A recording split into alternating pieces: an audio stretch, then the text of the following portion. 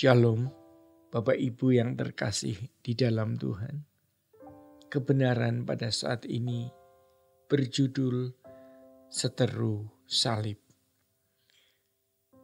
Bapak Ibu, di dalam Ratapan 3 ayat 22 dikatakan, tak berkesudahan kasih setia Tuhan, tak habis-habis rahmat-Nya, selalu baru tiap pagi.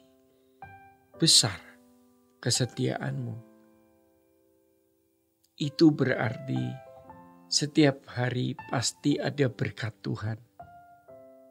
Namun bagi kita, berkat Tuhan bukan hanya berupa uang, kesehatan, atau hal-hal yang bersifat materi. Justru yang harus kita perhatikan adalah berkat kekal, berkat abadi yang pasti Tuhan berikan kepada kita sebagai persiapan untuk kekekalan. Ini menakjubkan. Mengapa? Ayat ini muncul di tengah-tengah situasi di mana Israel bagian selatan, yaitu Yerusalem, kerajaan yang diperintah oleh keturunan Daud, mengalami keruntuhan. Sampai apa yang dikemukakan di dalam kitab ini diberi judul Ratapan. Penulisnya adalah Yeremia yang menjadi saksi mata keruntuhan Yerusalem yang sangat tragis. Tetapi Tuhan memberi harapan.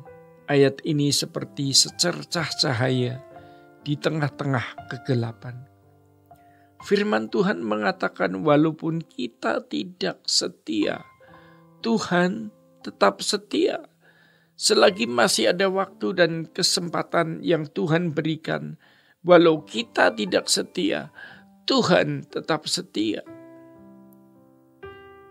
Tuhan masih tetap menantikan kesediaan kita berubah.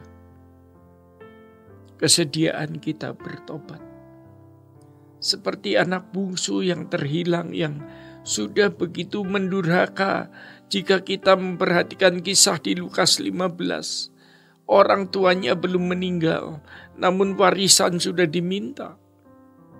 Bukan tidak mungkin sebelum meninggalkan rumah, si bungsu memang mengharapkan bapaknya meninggal agar dia bisa cepat-cepat mendapat warisan. Dalam hal ini, sang ayah benar-benar dikhianati dan dikecewakan. Sebenarnya ada unsur sang bapak juga dicampakkan. Karena si bungsu merasa tidak bahagia bersama dengan orang tuanya ini. Dan dia merasa lebih bahagia di luar rumah dan menghabiskan kekayaan untuk banyak hal. Tetapi bapaknya tetap menunggu. Dalam kisah Lukas 15 itu, ketika si bungsu akhirnya pulang, bapaknya yang berlari menyambut anak tersebut. Bapak ini adalah gambaran dari Elohim Yahweh, Allah Bapa di surga. Namun dalam kemarahan dan murkanya, Yahweh tetap memberi cahaya harapan. Tanpa disadari banyak orang mencampakkan, menginjak-injak, membuang, merendahkan, tidak menghargai berkat-berkat kekal yang Allah berikan setiap hari. Kapankah itu terjadi? Ketika fokus hidup seseorang tidak pada kekekalan, tidak pada perasaan Tuhan, apakah yang dilakukan ini menyukakan hati Tuhan atau tidak? Tidak memperhatikan apakah dia membuat senyum Tuhan atau dukanya.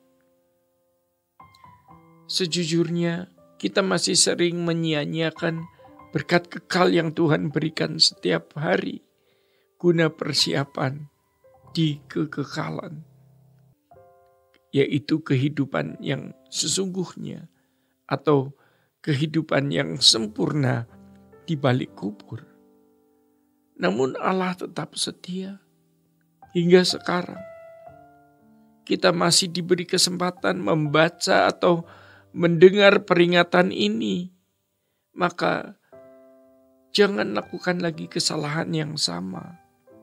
Di dalam Filipi 3 ayat 17-18 dikatakan, saudara-saudara, ikutilah teladanku dan perhatikanlah mereka yang hidup sama seperti kami yang menjadi teladanmu.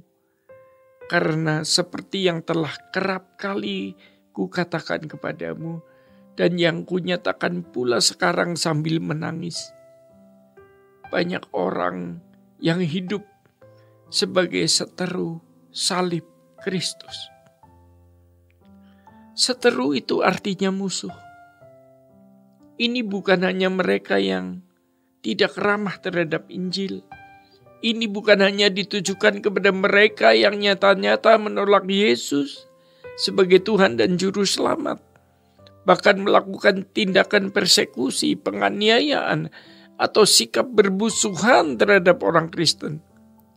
Seteru salib Kristus, musuh salib Kristus juga bisa dilakukan oleh orang-orang Kristen sendiri. Yaitu ketika hidupnya tidak sesuai dengan maksud salib itu diadakan. Jadi tanpa disadari orang bersikap bermusuhan terhadap salib itu. Bapak Ibu yang terkasih di dalam Tuhan, demikian kebenaran pada saat ini.